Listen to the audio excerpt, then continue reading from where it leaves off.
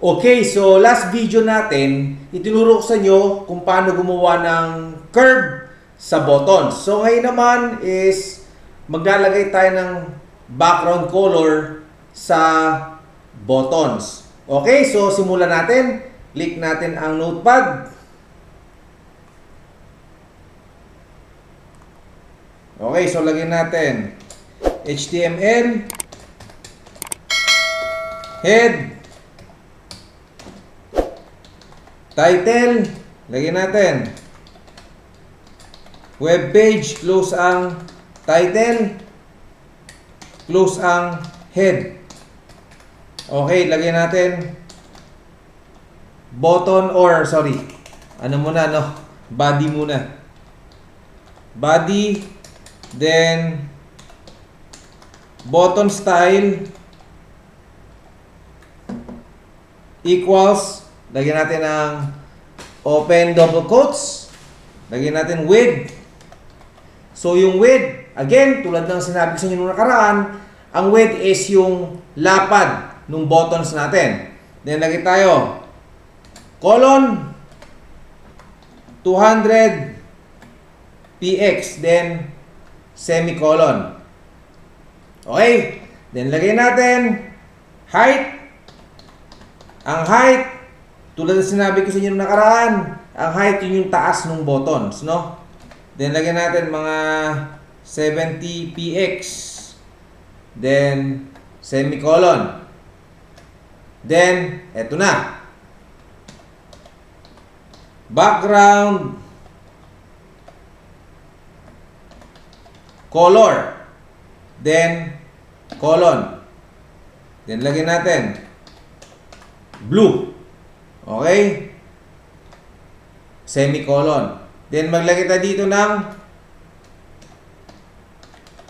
border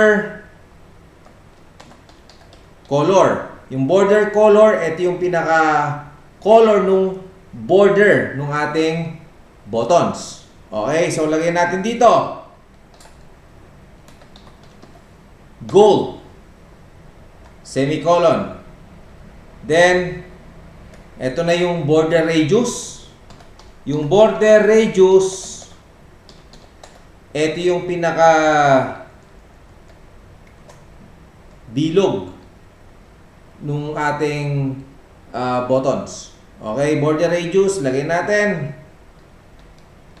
colon mga 40 px. Then lagay tayo font family. Then lagyan natin mali,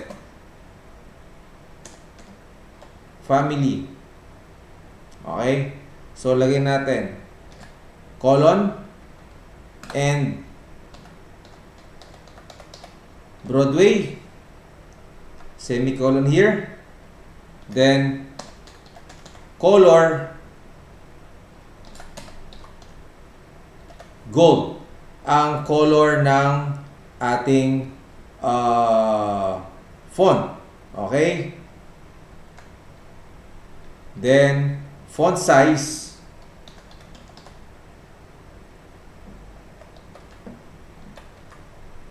okay, colon 25 px, semicolon. Okay. Then lagyan natin ng label. Okay? So command 1. Okay. Now, ito yung pinaka-label natin. Tulad ng sinabi ko sa inyo nung nakaraan, pwede naman kahit ibang label or label name ang ilagay nyo dyan. Okay? So command 1 ang nilagay ko sa label natin dito sa buttons na to. Okay? Close ang button. Then close ang body, close ang HTML. Okay, so tingnan natin. Baka may kulang pa, no? Para hindi magkamali. So mukhang okay na naman. Okay, so background color, border radius. Ayan. Okay na. Then, file, save as. Again, so desktop, new folder, lagyan na lang natin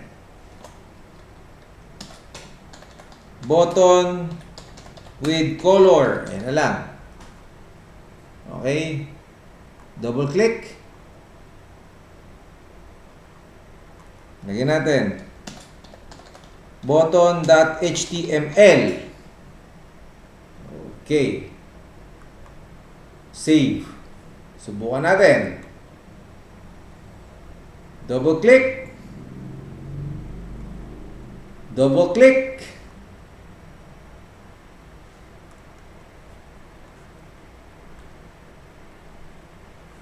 Ayun.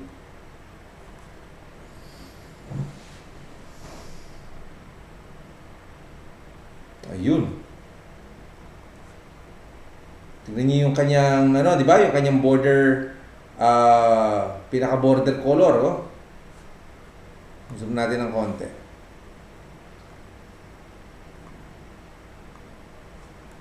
Gold and blue yung background. Pati yung label is golden. Okay, so subukan natin, dagdagan natin.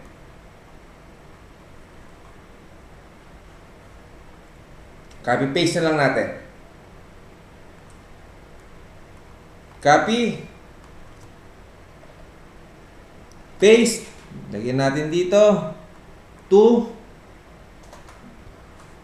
Okay, so since na-copy na naman natin, ayan. 3. Again, paste natin again. Then lagyan natin 4. And paste. Ayan. 5. Then, file, save. Then, refresh. Ayun. Okay, so, balik natin sa normal na size ng zoom. Ayan. Yan na. Okay. Then, gawin natin. Lagyan natin ng BR.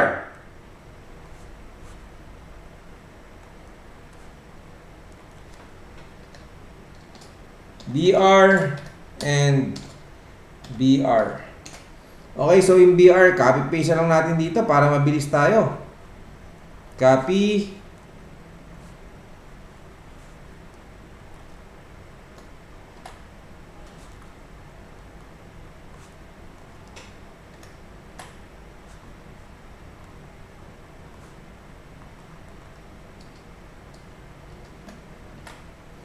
Yan, ganyan lang. Hanggang command 4 lang, no?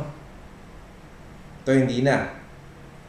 Okay, so file, save. Refresh, yun. Okay, so ganoon lang kadali. Okay, so hanggang dito na lang yung ating tutorial. Magkita-kita tayo ulit sa susunod pang mga tutorial.